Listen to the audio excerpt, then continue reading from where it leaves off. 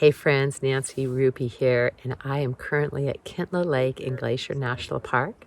This is known as the Glacier Waterton Peace Park, and I have spent a lot of time this weekend right here in this location, practicing yoga, meditation, journaling, and really enjoying the peacefulness of this beautiful scene.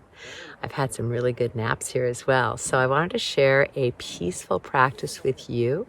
I do recommend that you have a yoga block and to go through this practice kind of observing a lot in this first round. It's 20 minutes long, and there's actually several postures that I think you're going to want to hold longer than what I'm suggesting in this demonstration. But you can certainly go through the 20-minute practice with me and then get to know it or something close to it, because what it does with these long held stretches and then into inversions, gentle, peaceful inversions, you're going to address that vagus nerve that helps to calm your nervous system, slow down your heart rate, lower your blood pressure, and therefore bring you into the relaxation response. So enjoy this peaceful practice and let me know how it feels to you when you're done. Namaste. Make yourself comfortable, possibly placing a block or a bolster under your hips, and let your hands rest on your lap, possibly turning the palms up. It's time to settle in and listen to the sound of your breath. As you exhale, let your hips settle towards the earth, letting go of any unnecessary tension. As you inhale, feel the breath come into the body, open to receive, and let yourself be fully present with all sensation. With your next exhalation, just very, very slowly begin to allow your chin to drop towards your throat, feeling the back of the neck open. Round gently into your spine. Take a few breaths here and then reverse the curve, lifting the heart and bringing the legs forward, placing the soles of the feet together in what we call Baddha Konasana. Again, you could stay on the block or sink onto the floor. And take another block in front of your feet if coming forward is challenging. This will allow you to press down into your hands to help lift your heart and keep your spine elongated. As you hold this form, which you're going to hold for several breaths, allowing the hips to passively open. Relax your toes, relax your feet. Let the weight of the leg bones relax towards the ground. And easily come forward with your torso, just slowly, gently sinking into whatever forward fold feels right for you. You can also soften your belly, relax the back of your neck. And as you come into this yin pose, it's really about letting go. You might even want to place the block, as I've done, on your feet or near you to place your head on the block and fully relax into the resistance that you're feeling and allow that very gentle acceptance of letting go to permeate throughout your body. Take a deep breath in and draw yourself back up to a comfortable upright position. And then placing your hands down, you're going to come off the block and stretch your legs out wide. So you don't need to go as wide as possible, just to a comfortable straddle. And at first, lift and open your heart, possibly hands behind you, feet out in front of you, expanding. And then we're going to soften again. In yin yoga, we really practice letting go and allowing the connective tissue to gently expand beneath the surface of the skin. So be attentive to sensation. There's no force or strain. Again, you can use the block to place your hands on or on the floor and gently lean forward, letting the back round, letting the belly be soft, perhaps finding a resting place for your head. You could use a bolster for that if the block is too low. Drop in, breathe, and listen. Let yourself rest in this form. Feel how the body responds. Each exhalation letting go. And then slowly inhale and draw yourself back up out of this form. You can feel how you could hold these a little longer on your own. So be with me today in learning this form and then play with it yourself. For here, we'll bend one knee and straighten the other for Janu Shirshasana, which is head of knee pose, or we call it half forward fold. So we're just going to square our torso towards a straight leg. And again, that gentle rotation of the pelvis, rocking down on the front of the pelvis, reaching forward. And then what I like to do is take my arm across the leg and hold the foot and really open the side body. So play with variations on where you place your arms. What feels good to you to open up from hip to head? Long, slow, deep breaths in. Long, slow, deep breaths out.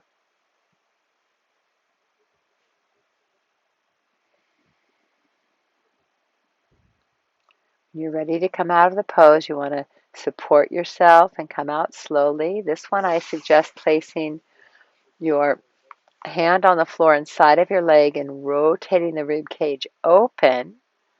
If you can reach your foot, that's fine. If not, just leave it on the floor near your knee. And play around in this opening called Revolved Forward Fold, Parivrita Janu Shirshasana. Different arm positions of the upper arm, maybe supporting the back of the head, perhaps extending that upper arm if that's available. So just feel what's most real in your body. The important thing here is to give your loving attention to all parts of yourself and let this practice be a practice in surrendering, letting go, and feeling that deep connection with the intimacy of movement. Here we'll move into a gentle twist as you come up and place one hand on the knee, mostly twisting from the inner core, letting the hands support you, and then gently let go. And let's switch to the other side. Straightening one leg, bending the other knee. If you need support under that bent knee, go ahead and place a bolster or a block there. So again, feel what's happening inside your body and really trust your inner guidance. Come into that gentle forward fold. You're opening a lot of areas in the leg and the hips and the spine. So just notice where you're focusing. Drop back into your breath and enjoy expanding that aliveness potential as you breathe deeply to every corner of your body.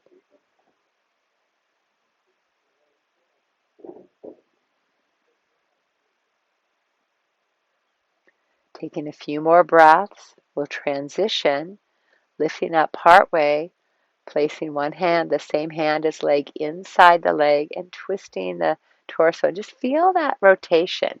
Don't be in a hurry to expand. Just twist and then slowly lean down towards the earth, feeling that top side body open. I like to really feel my hip ground down as my heart lifts up and over. Adjust the neck so it feels safe and comfortable.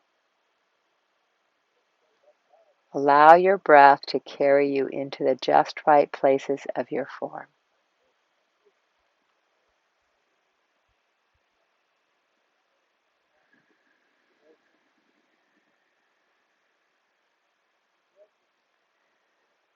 When you're ready to come up, I like to release the chin down so my neck is soft, and then I lift gently. Make sure both hip bones are evenly grounded as you come into that simple twist. Give a nice inner hug to your spine and your vital organs.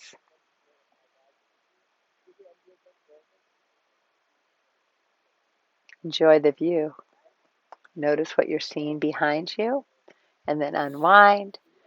And let's turn towards the short end of the mat.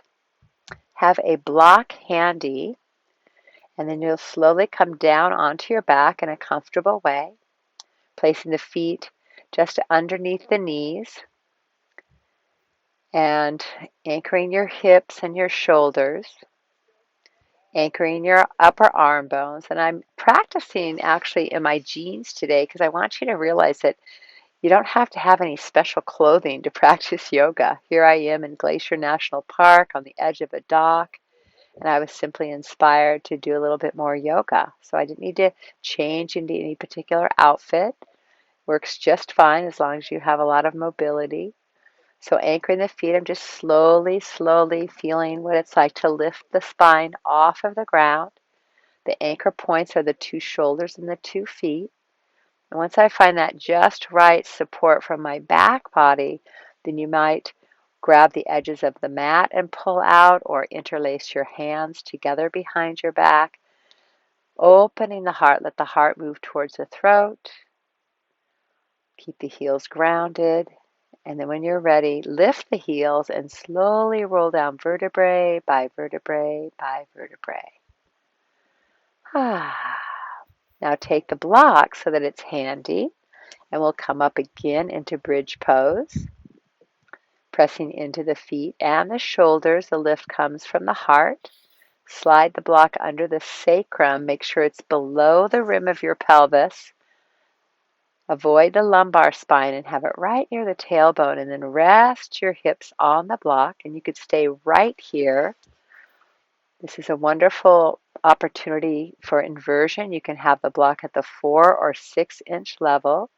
And these next few poses are more advanced, so if it's too much for you, just stay seated on the block and enjoy that simple bridge.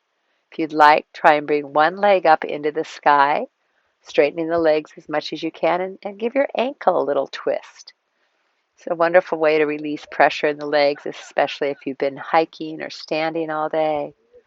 And it's also very gentle and welcoming hamstring stretch. Bend the knees as much as you need to. Straighten it as much as you can.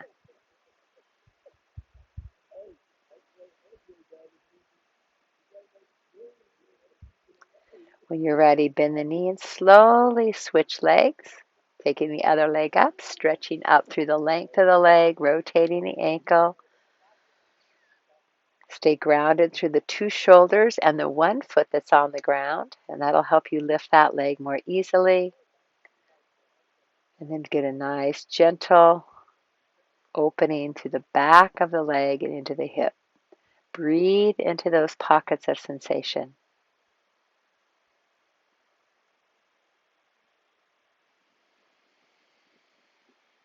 Releasing that down.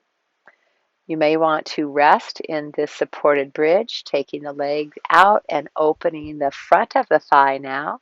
Arms overhead will extend a little further, opening our psoas, which is attached to our lumbar spine in our thigh. So this is a wonderful way to release any tension from sitting too long or doing a lot of activity, such as hiking or biking.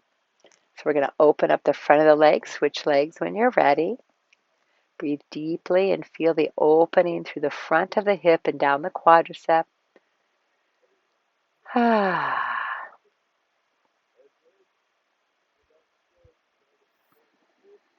Then placing both feet on the floor. This next move, you're going to transition your weight onto the block so you can bring both feet off the ground and take both legs into the air. Bend your knees as necessary. I like to let one knee bend towards my hips and the other leg straighten, and I can get a really nice opening back side and front side of my thighs. So you can play with that for longer periods of time on your own. The next one is quite advanced, where I'm anchoring the arms and coming off the block, catching my hips in my hands. So now I'm in shoulder stand. And this I suggest for someone that's learned shoulder stand before and you have no neck issues. If you do, stay on the block, and you can do the same form that I'm showing you with one knee bent and one leg straight. And you can just do that from the block.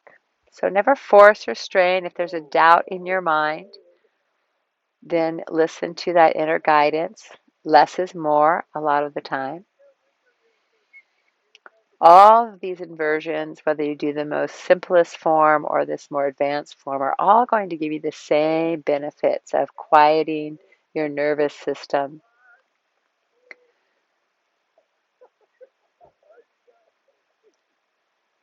If you do practice shoulder stand, make sure you keep the back of the head pressed to the ground so you maintain that cervical curve.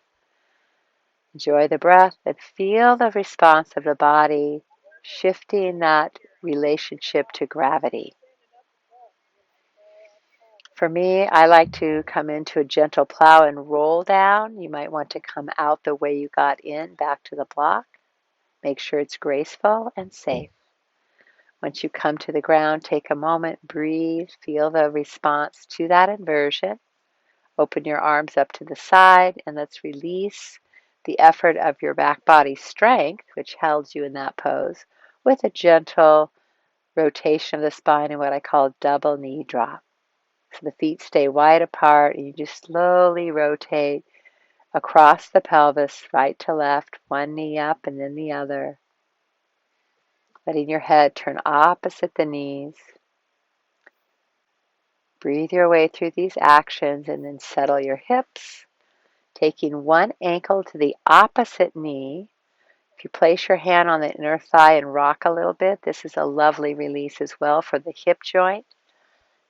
And taking your foot off the floor, you can grab the back of the leg and gently pull in. You'll be opening deeply behind the glutes into your rotators.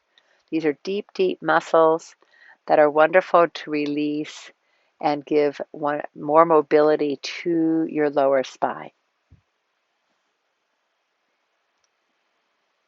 When you place your foot back on the floor, just leave it there and rotate into your twist. If you keep the knee up high, you're going to get more action of movement deep in your hip joint called the acetabulum. If you choose to drop the knee down, you're going to move that sensation of the form more into the lower back. So notice what you're creating with the choices that you make.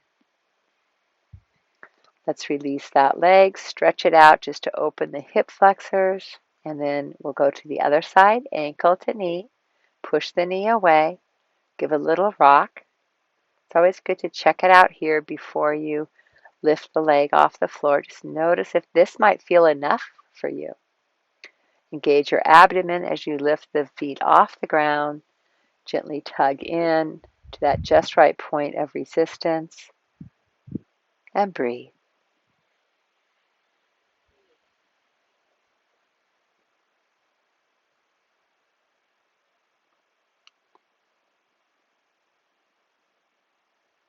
Placing the foot down, open the arms, rotate onto the hip. Again, keeping the knee high, you'll feel a lot of rotation in your hip joint. Wonderful for awakening those connective tissues. And then if you'd like, choose to go into more of a twist by dropping the knee.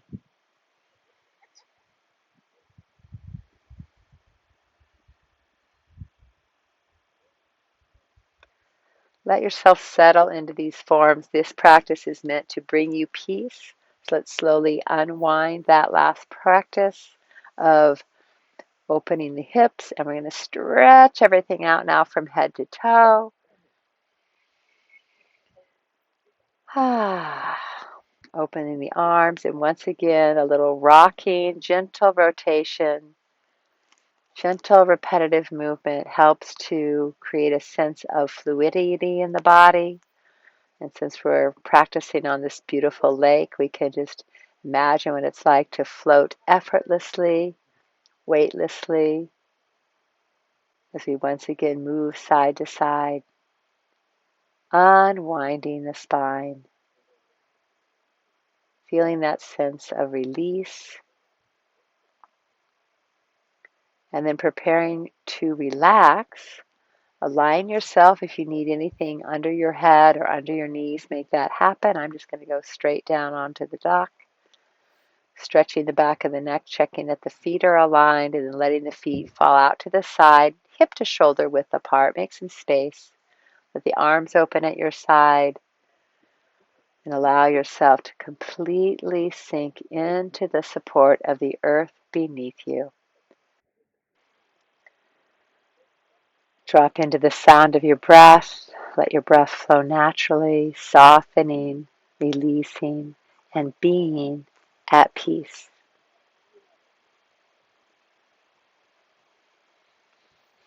Wiggling your fingers and toes will gently move the body and come over into a sideline position. Take a breath there and slowly come up. And as stated, practice this a few times and get to know the movement so you can stay as long as you'd like in each and every form. For now, sit nice and tall.